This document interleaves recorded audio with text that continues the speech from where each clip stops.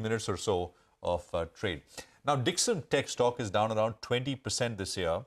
How is the business environment looking? The last, when we had spoken with the management, they had, of course, expressed concerns about the overall rate of growth which the market was expecting, perhaps, which needed to be brought down a little bit.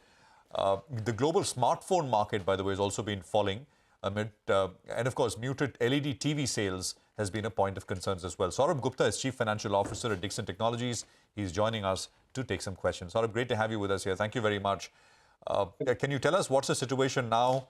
Are things a little better? I mean, well into the third quarter, or in these two segments, phones and LED sort of TV sets, things are still looking a little tough.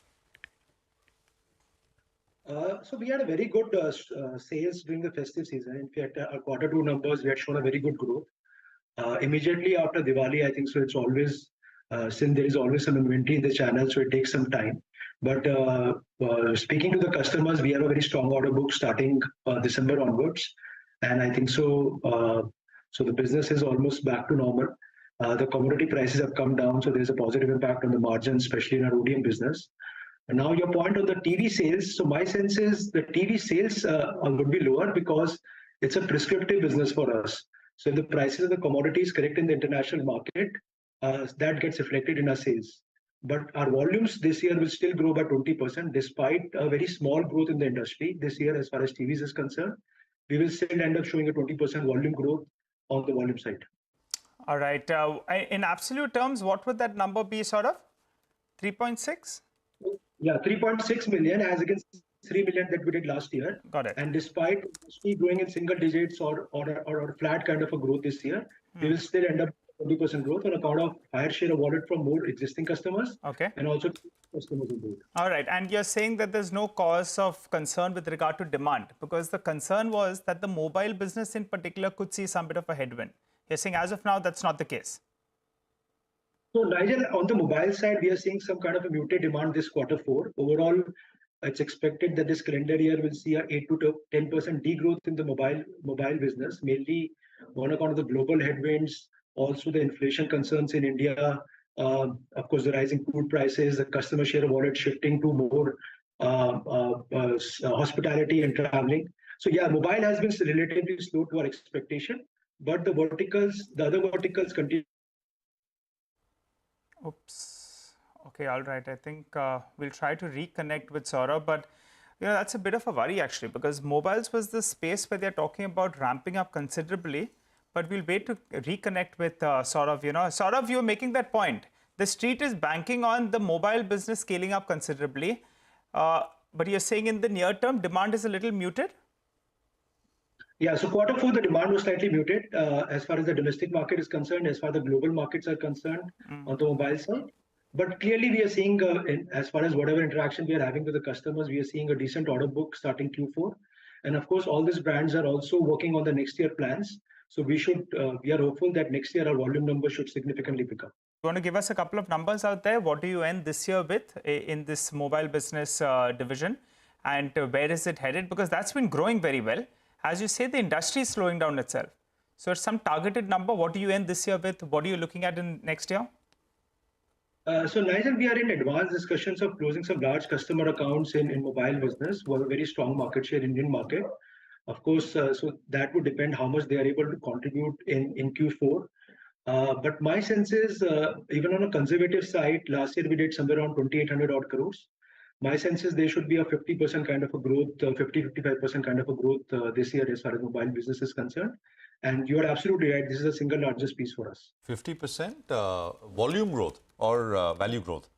Value growth. 50% value growth. And you said 20% growth in TV sales this year, which in terms of volumes, but in terms of revenues, it will be nominal growth. Because the commodity prices kind of seep through straight away. That's it.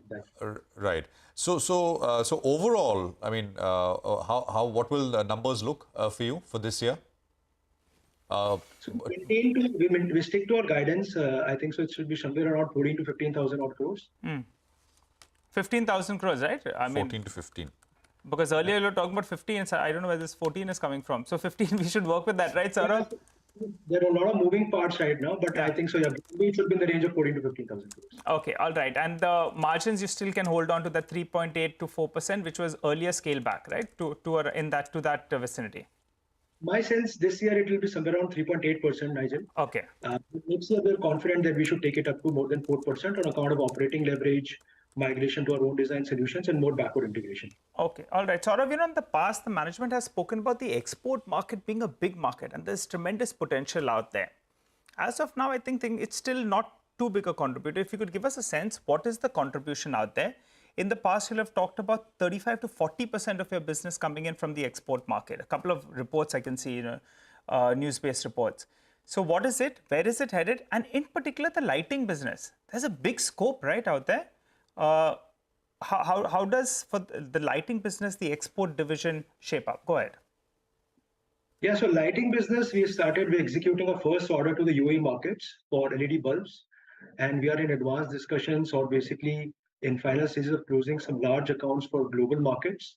So we're working on some large RFQs there for our anchor customers. And those in itself can be very big in terms of revenues.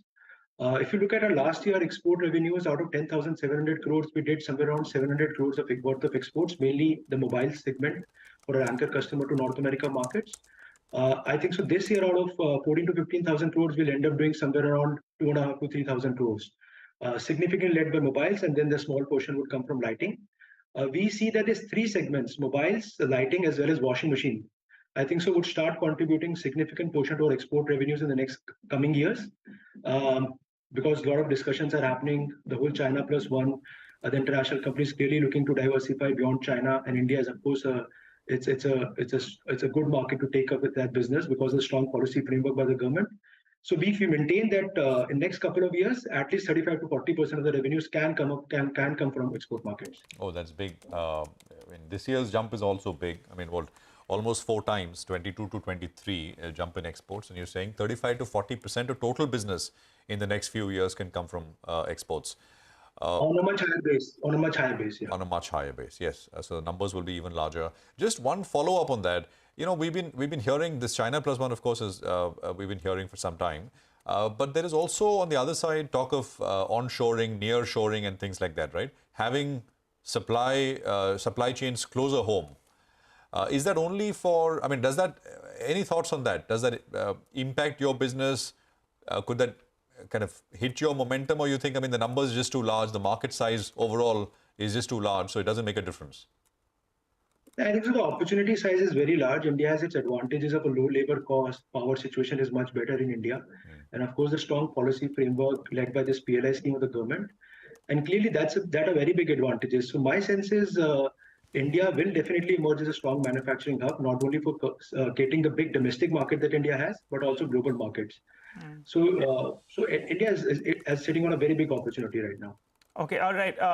Saurabh, just to confirm the point about mobile business, which is growing well. Last year, you did around 2,800 crores, 50% growth. You should end the year up in the vicinity of around 4,200 crores, right? My sense it should be slightly higher. It should be somewhere between 4.5 to 5,000 crores. 4.5 to 5,000 crores. All right. And the industry is degrowing by 8 to 10%. Industry has degrown this year as per the estimates. I think so. It has degrown by 8 to 10% this year. Okay, all right. Just wanted to clear the air on that. What about the supply side? You know, in the past there have been some supply side issues, but that was gradually getting ironed out. So demand could be strong, but on the supply side, supply chain has improved. Yeah, so supply chain issues are sorted out. Commodity prices have come down by 30-35%. But we are really watching this whole situation in China very closely. There's the whole zero COVID policy, the number of cases spiking up in China. As of now, we are very much stocked up for the next 2 months of production, and we'll be able to overcome the supply chain issues. But yeah, if this thing continues to persist for some more time, I think so we can have some impact on our production in Q4. But as of now, we are fine. All right, Saurabh, thanks very much. We'll leave it there. Appreciate you joining in with all of that perspective. Always a pleasure. Well, the market is down 30 points. So, you know, it's basically, I guess, just biding time without very much to show for it. So, the advance decline is still 2:1 in favor of advances. So that is still holding very nicely. And I think the stock which is emerging as the stock of the day, at least now, is Paytm, which is up a full 8%. So 473, 475 on Paytm. And look at that. That's coming up. Yesterday, of course, it was Policy Bazaar, which sharply rose, and today it's Paytm, which is coming up. Nykaa is another one, which I highlighted earlier, which is up about 3% or so. So a bunch of these names doing well. I highlighted C8 earlier. That continues to build on gains, almost 6% gains now on C8 at this point. We take a break here. A quick programming note, though. In a few hours from now, CNBC TV18 is all set to lead charge with a one-of-a-kind mega initiative, Future Female Forward, the Women's Collective, presented by HSBC. Catch the on-ground event in the presence of Shireen Ban, Managing Editor, CNBC TV18, Hitendra Dave of HSBC, and also Women Leaders of India Inc. Live this evening, 5:30 p.m. onwards. Also in attendance will be some of the most influential voices from business, entrepreneurship, and entertainment. Don't forget to tune in to CNBC TV18 today at 5:30 p.m. Onwards.